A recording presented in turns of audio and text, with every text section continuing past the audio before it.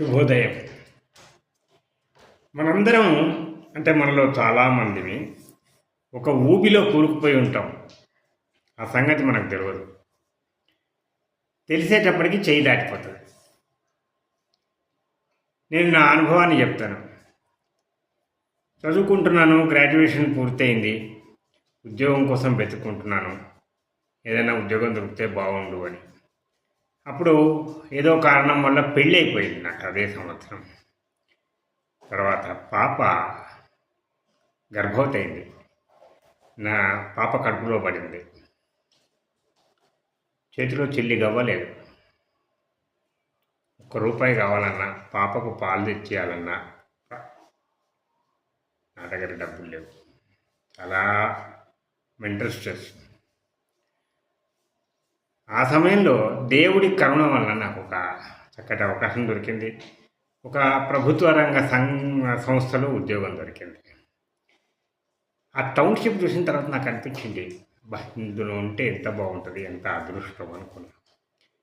నాకు ఉద్యోగం దొరికింది, చక్కటి వాతావరణం, దేని గురించి రంది లేదు, ఉద్యోగం పోతుందన్న భయం లేదు, ఉండడానికి క్వార్టరు, ఇంటి ముందు పూల తోట పెట్టుకున్నా, అందరూ స్నేహితులే, పోవడానికి రావడానికి ద్విచక్ర వాహనం, ఇంకా మిగతా యాక్టివిటీస్, స్నేహితులతో నిశ్చితంగా ఆడడం, నాటకాల్లో పాల్గొనడం, ఇట్లాంటి కార్యక్రమాలు, ఏ రకమైన రంది లేకుండా జీవితం సెటిల్ అయిపోయింది కదా అనుకున్నా. అన్ని ప్రభుత్వ రంగ సంస్థలకు ఉన్నట్టే దానికి కూడా కొంచెం ఒక జబ్బు మొదలైంది. లాభాలు రావడం అటు పక్కన పెట్టి నెమ్మదిగా నష్టాల్లో కూరుకుపోయింది. ఒక పరిస్థితి వచ్చింది, నడవకపోతే కొన్ని జీతాలు ఇస్తే ఒక 10 కోట్లు ఖర్చు అవుతుంది, నడిస్తే ఒక 300 కోట్లు నష్టం వస్తుంది. గవర్నమెంట్ ఏం చేసింది, దాన్ని స్టాప్ చేసి పెట్టింది. భవిష్యత్తు లేదు, ఏమవుతుందో ఏమో తెలియదు. అన్ని పుకార్లు, భయం. 2 పిల్లలు, ఒకళ్ళు 6వ తరగతిలో, ఒకళ్ళు 9వ తరగతిలో ఉన్నారు. ఏం చేయాలి?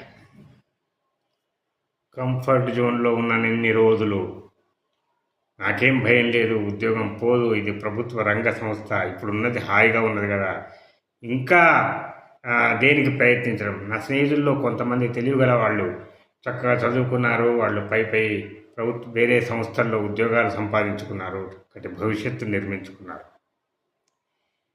అప్పుడు నాలో సంఘర్షణ మొదలైంది. చాలా కష్టపడి, ఎవరు సాహసం చేయని